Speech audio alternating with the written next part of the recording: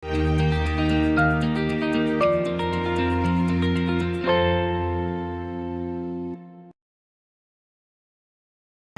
sahabat Revans, gimana kabarnya hari ini?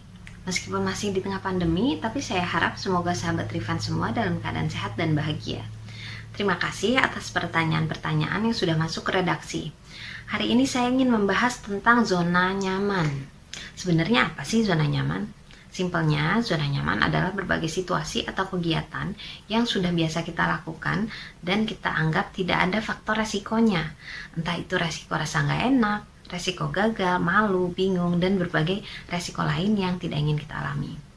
Memang rasanya aman untuk selalu berada di zona nyaman, tapi apakah bagus? Banyak kesempatan emas yang terlewat hanya karena rasanya itu berada di luar zona nyaman kita. Belum apa-apa kita sudah berpikir tidak mungkin bisa, atau tidak akan berhasil, atau pasti tidak menyenangkan, atau berbagai pikiran lainnya. Padahal belum tentu ya. Terus gimana supaya bisa keluar dari zona nyaman itu? Ada tipsnya. 1. Kerjakan rutinitas harian dengan cara-cara baru. Misalnya dengan belanja di toko baru, melewati rute pulang baru, memasak masakan baru, melakukan kegiatan baru di waktu luang, dan lain sebagainya. Setiap hari carilah hal-hal yang bisa kita lakukan dengan cara baru. Hal ini rasanya simpel, tapi dengan perubahan-perubahan kecil tersebut sebenarnya kita juga sedang mendobrak kebiasaan kita untuk menetap di zona nyaman. 2. Belajar skill baru. Sebagai orang dewasa yang sudah banyak pengalaman dan kemampuan, sebenarnya masih banyak loh skill yang bisa kita pelajari, baik yang benar-benar baru dari nol, maupun yang tinggal kita refresh, atau yang mau kita tingkatkan level kebisaannya. Contoh yang simpel, komunikasi. Ngobrol sih bisa, tapi mungkin keterampilan untuk berkomunikasi yang lebih efektif bisa kita pelajari. Atau misalnya, gak bisa masak sama sekali. Nah, mumpung WFH atau weekend, kita coba belajar masak. 3. Ngobrol dengan satu orang baru setiap harinya. Tetangga tapi nggak kenal, teman kantor tapi nggak akrab, tiap hari ketemu di halte tapi diem-dieman, atau orang yang benar-benar baru ketemu. Coba sekarang kita targetkan untuk ngobrol sama orang baru minimal 1 orang aja sehari. Ngobrol dengan topik yang ringan dan umum aja, misalkan tentang KRL kalau kita lagi di stasiun, atau jadwal WFH kalau di kantor, atau hal yang sedang dialami banyak orang, misalkan cuaca, banjir, dan lain-lainnya.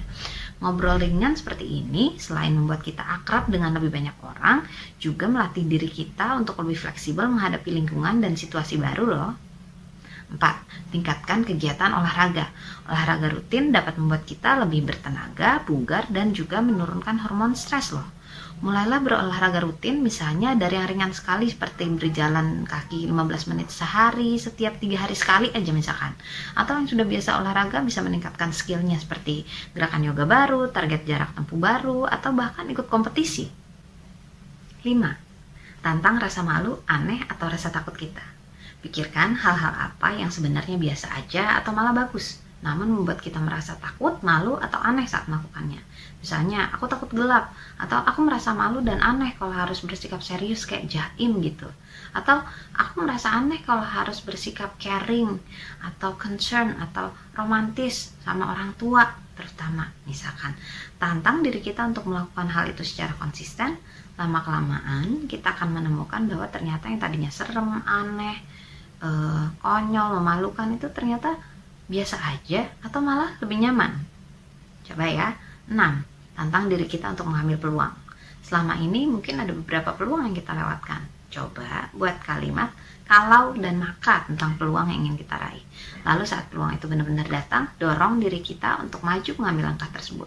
Misalnya, kalau posisi pekerjaan itu lowong, maka aku akan langsung mengajukan lamaran. Atau kalau papasan lagi dengan si A, maka aku akan langsung tanya nomor WA-nya. Atau kalau ada lomba desain logo, maka aku akan langsung ikut lomba itu lagi. Ingat, peluang belum tentu datang lagi loh. Itulah beberapa tips tentang keluar dari zona nyaman yang dapat sahabat Revans coba. Pada awalnya rasanya akan sangat menakutkan memang untuk keluar dari zona nyaman kita. Tapi jika kita melakukan berbagai langkah kecil tadi secara rutin, kita akan semakin dan semakin nyaman menghadapi berbagai hal baru, orang baru, dan situasi baru yang tadinya berada di luar zona nyaman kita. Yuk, ambil langkah pertama kita. Selamat mencoba ya.